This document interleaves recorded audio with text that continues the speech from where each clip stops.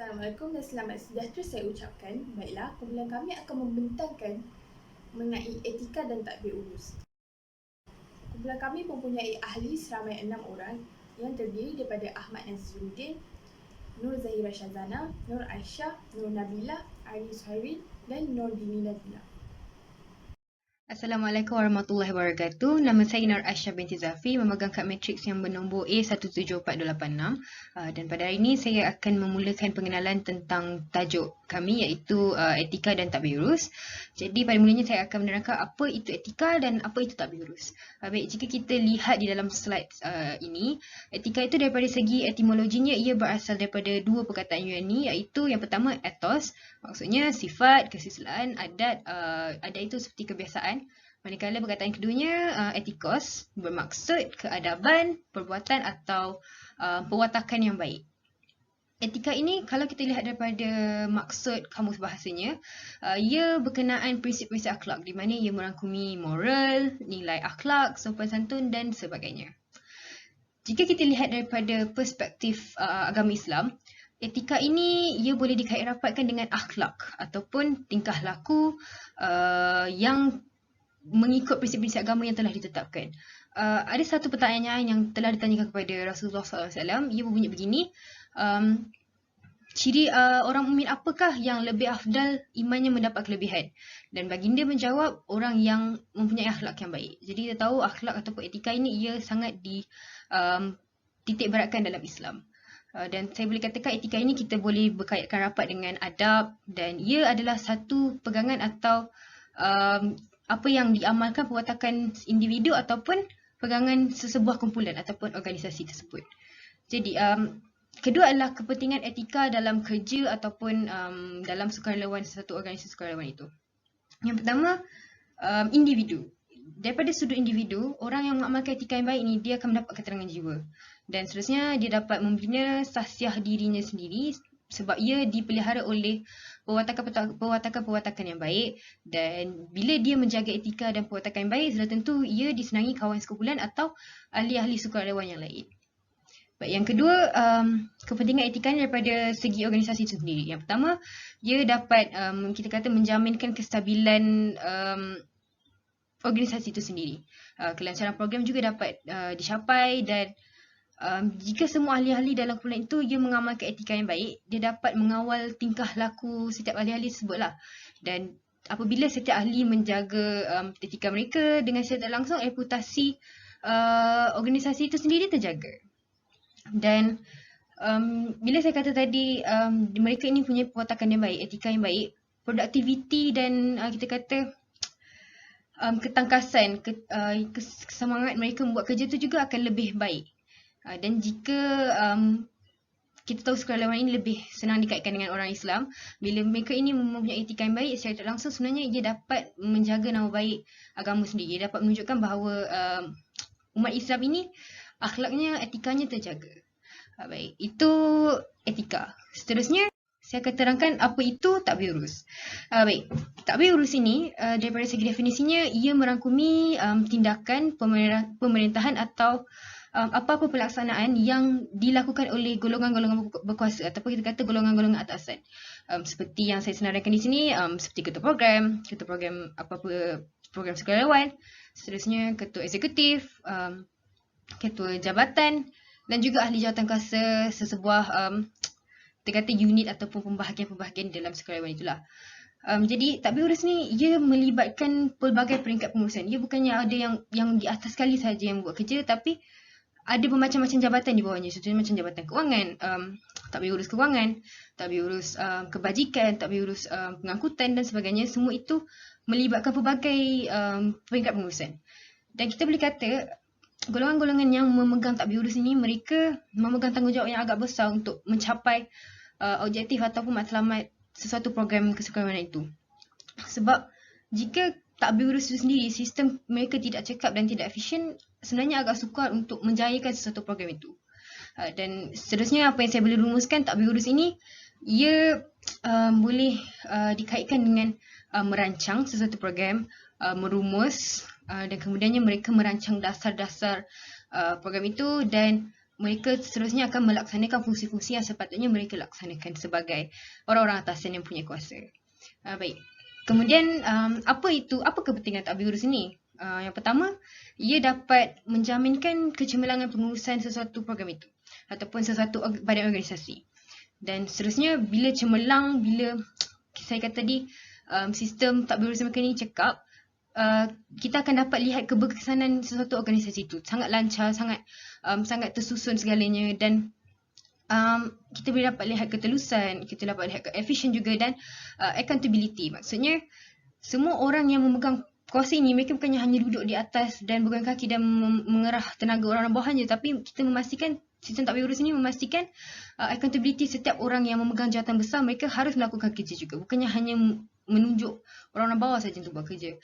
Dan seperti saya cakap tadi, berkaitan dengan accountability, ia akan menyebabkan pelibatan yang menyeluruh.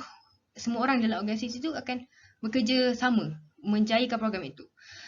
Dan apabila tadbir urus ini wujud dengan baik, dengan cekap, ia akan menjadi lebih responsif, sama ada kepada ahli-ahli di bawahnya, ataupun jika daripada dalam sudut sukarelawan, ia akan lebih responsif kepada orang-orang yang untuk menerima bantuan-bantuan yang akan diberikan. Dan akhir sekali, tadbir urus ini dia akan membuat kita mengenal pasti ketidakjujuran dalam suatu organisasi itu, ataupun lebih sinonimnya seperti saya senaraikan di bawah itu adalah rasuah. Ia mudah untuk kita mengenal pasti di mana ada kekurangan, dan mungkin kita kata macam inilah rasuah dan perkara-perkara yang tidak elok, kita dapat kenal pasti dengan tadbir urus yang baik. Baik, sekian itu sahaja daripada saya. Saya akan serahkan seterusnya kepada rakan saya lain. Terima kasih.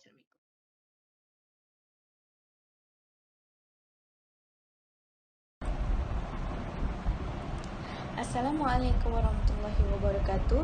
Saya Nordini Nabila binti Mustafa A1761183 akan menerangkan isu-isu yang terdapat dalam tadbir urus. Antara salah satu isu yang berlaku adalah penyalahgunaan kuasa dalam sesebuah organisasi. Maksud penyalahgunaan kuasa adalah pegawai badan awam menggunakan kedudukannya dalam membuat keputusan atau mengambil sebarang tindakan berhubung dengan saudara atau sekutu yang mempunyai kepentingan terhadap dirinya. Punca berlaku isu ini adalah kerana etika kepimpinan yang lemah iltizamnya dan berwawasan menyebabkan integriti sesebuah organisasi merosot. Pemimpin yang lemah iltizamnya tidak sanggup melarang pekerja bawahnya dari amalan rasuah. Hal ini kerana mereka takut kehilangan pengaruh. Hal ini juga memberi kesan negatif terhadap imej etika penjawat awam di mata masyarakat. Malah sambutan masyarakat terhadap perkhidmatan awam juga turut merosot. Seterusnya, saya akan memberikan ruang kepada rakan saya untuk menguraikan isu tadbir urus dengan lebih terperinci. Sekian, terima kasih.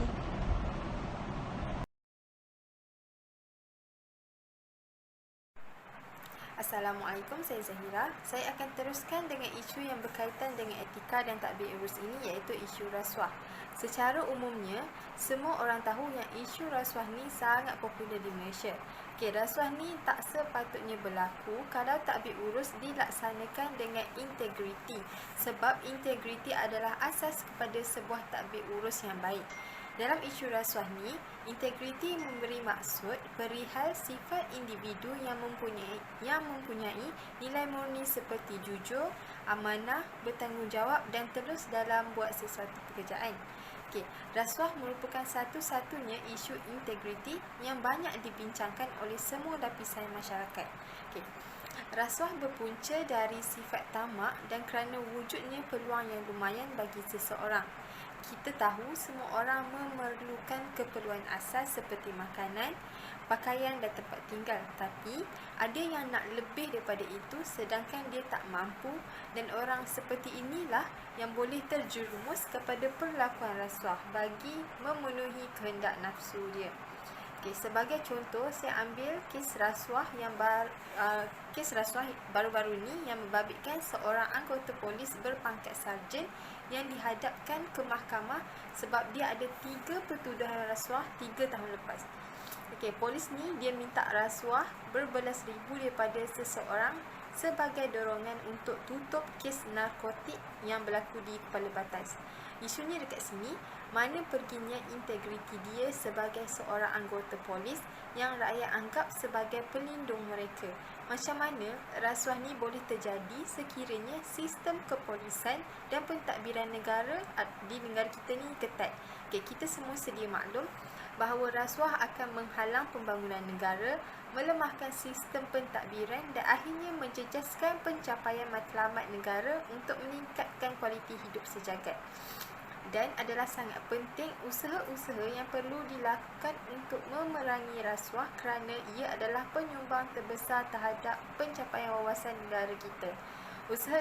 Usaha untuk atasi isu rasuah dalam kalangan anggota polis ini akan diterangkan oleh rakan saya yang seterusnya. Terima kasih.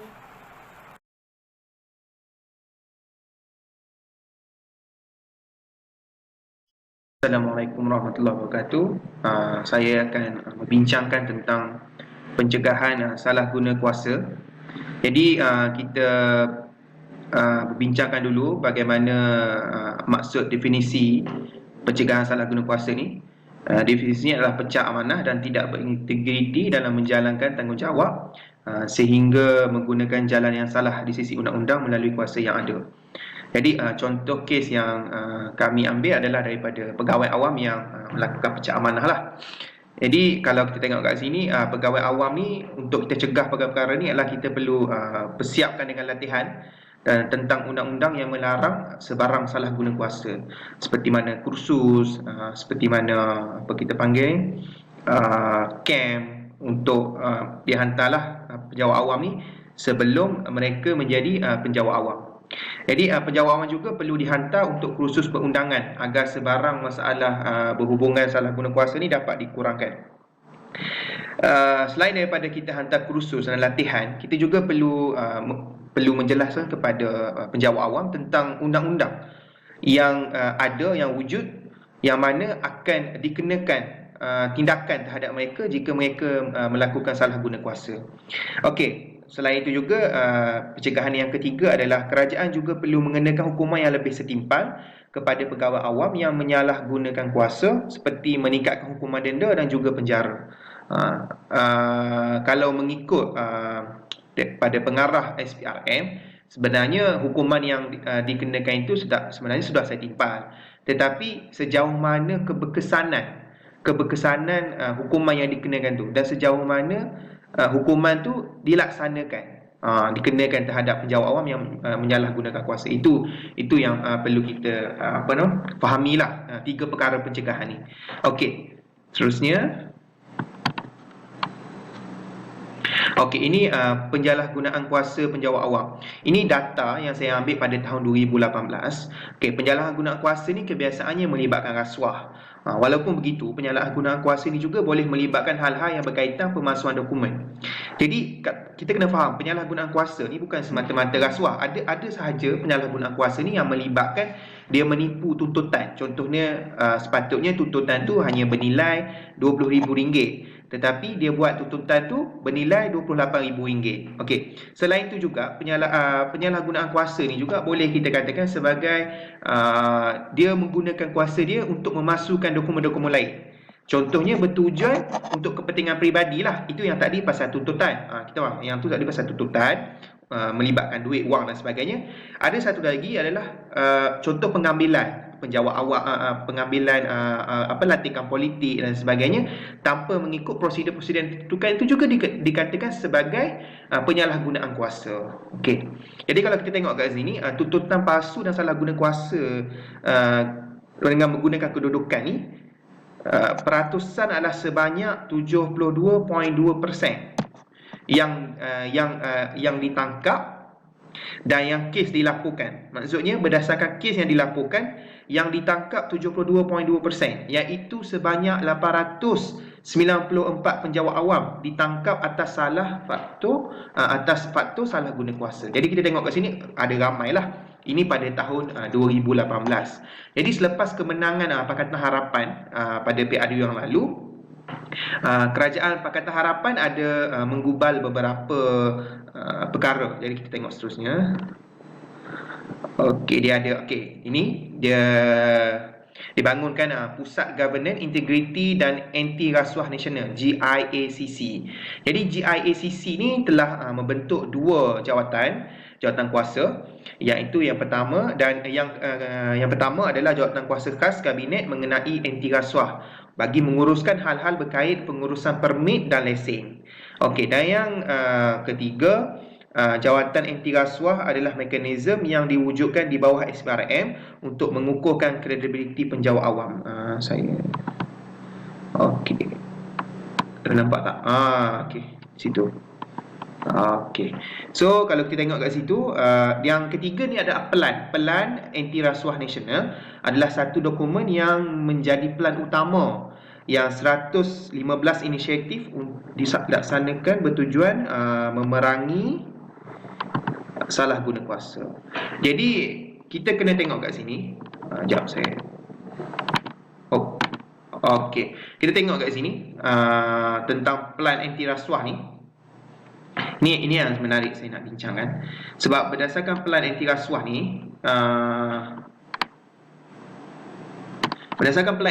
ni, dia merangka beberapa inisiatif penting. Itu sebanyak 115 inisiatif untuk disanakan bertujuan. Dan kesemua pelan-pelan ni melibatkan urusan perniagaan, melibatkan penjawat awam, melibatkan urusan kehakiman dan juga melibatkan urusan-urusan eksekutif. Contohnya, jika hakim tu dilihat tidak berintegriti dalam menentukan hukumannya, itu juga akan disiasat. Ataupun penjawat awam yang menerima rasuah, ataupun penjawat awam yang menyalahgunakan kuasa, seperti mana yang saya jelaskan tadi berkenaan dengan tuntutan wang dan sebagainya, atau juga berkenaan hubungan perniagaan. Contohnya melibatkan politik wang, ahli perniagaan memberi sejumlah wang sebanyak kepada ahli politik dan sebagainya. So di situ juga dikira sebagai satu perkara yang melibatkan salah laku dan tidak berintegriti.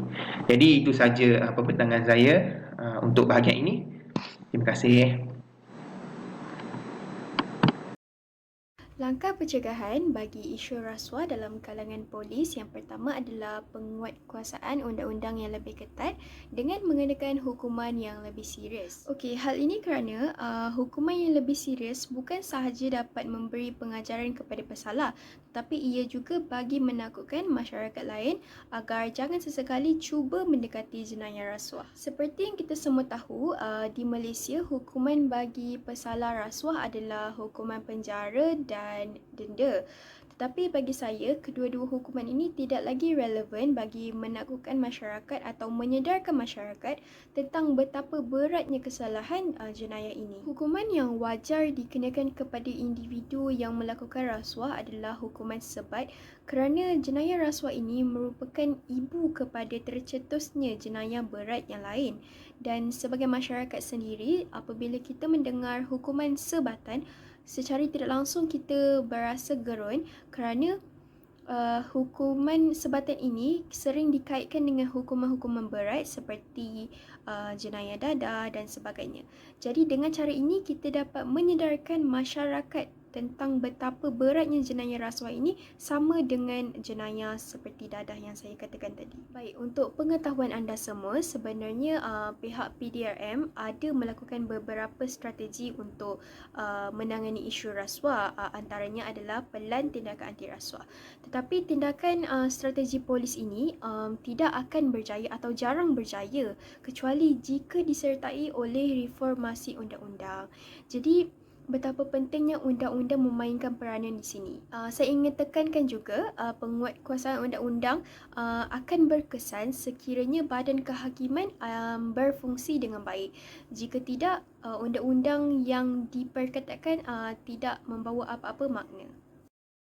Langkah seterusnya adalah pihak berwajib perlu lebih tegas dalam menjalankan tanggungjawab.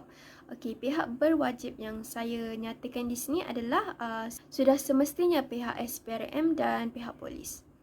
Okey, pihak berwajib ini perlu mengelakkan selective prosecution, yang mana hanya kes rasuah kecil sahaja didakwa manakala pihak berpangkat tinggi bebas daripada dakwaan jenayah rasuah di mahkamah. Sedangkan pihak berwajib seharusnya perlu menjalankan siasatan dan tangkapan kepada pesalah laku rasuah tanpa mengira agama, bangsa, pangkat dan darjat seseorang itu. Bagi saya, pendedahan maklumat pelaku rasuah seperti gambar dan butiran-butiran lain adalah satu inisiatif yang bagus kerana pesalah rasuah ini perlu didedahkan kepada umum agar masyarakat akan lebih berhati-hati pada masa akan datang. Dan cara ini juga berkesan untuk menjadi amaran awal kepada mana-mana pihak yang ingin merancang melakukan rasuah. Langkah yang terakhir adalah membuat program kesedaran tentang bahaya rasuah kepada masyarakat. Baik, langkah ini adalah satu langkah pencegahan awal dan langkah yang paling basic kita boleh spread awareness to people tentang rasuah. Okey, jadi rasuah ini kita kena tahu bahawa rasuah ini melibatkan dua pihak, iaitu pihak yang memberi dan pihak yang menerima. Jadi kita hidup dalam bermasyarakat ini sudah tentu masing-masing memainkan peranan yang penting bagi mengelakkan jenayah rasuah ini daripada berlaku. Sekiranya kita dapat mencegah rasuah, tidak ada pihak yang memberi dan tidak ada pihak yang menerima. Jadi dengan itu jenayah ini dapat dihapuskan. Jenayah rasuah ini adalah sesuatu yang berlaku di belakang tadbir dan tidak diendahkan kerana kurang pendedahan. Jadi langkah ini adalah langkah yang paling baik untuk memberi pendedahan kepada masyarakat. Pendedahan ini dapat dilakukan menerusi kempen dan pihak media. Sebagai contoh, pihak SPRM boleh melakukan kempen anti rasuah di sekolah dan lebih baik jika dilakukan bermula daripada sekolah rendah kerana kita kalau boleh ingin menerapkan nilai moral, etika dan integriti daripada awal lagi. Berikut merupakan antara usaha-usaha memberi kesedaran rasuah kepada masyarakat Malaysia. Jadi kita dapat lihat menerusi kartun animasi Upin Ipin di mana ada satu episod mereka menayangkan berkenaan dengan gejala rasuah dan SPRM. Dan saya rasa ini merupakan satu pilihan yang bijak kerana kita tahu kartun ini digemari oleh kanak-kanak. Jadi kita dapat memberi kesedaran di peringkat awal. Kita juga dapat lihat ada yang melalui poster, ada yang melalui kempen dan akhir sekali melalui program anti rasuah di sekolah rendah. Baiklah, saya akan membuat kesimpulan untuk etika dan tadbir urus. Secara umumnya, tadbir urus baik merupakan satu bentuk mekanisme penyediaan perkhidmatan yang baik untuk masyarakat. Oleh yang demikian, masyarakat perlu meneliti dan mendalami ciri sebenar tadbir urus baik bagi mempertimbangkan sama ada sesuatu amalan yang dilakukan itu menepati konsep tersebut atau sebaliknya. Perlu ditekankan bahawa ciri-ciri tadbir urus yang baik telah diterima secara sejagat. Namun begitu, aplikasinya kepada masyarakat yang berbeza perlulah mengikut kesesuaian sesebuah negara atau masyarakat itu sendiri. Kesimpulannya, tadbir urus baik merupakan konsep pentadbiran yang sangat ideal. Akan tetapi, ia juga merupakan konsep subjektif dan perlu dipertimbangkan mengikut keadaan semasa dan setempat. Di samping itu, ia juga dapat dilihat dalam pelbagai dimensi dan paradigma. Seiring dengan konsep itu, ia perlu disokong oleh kompetensi dan sistem nilai yang sewajarnya. Oleh itu, perlulah ditentukan kesesuaian terlebih dahulu sebelum melaksanakannya agar ia dapat mencapai matlamat yang diingini. Sekian daripada saya, terima kasih.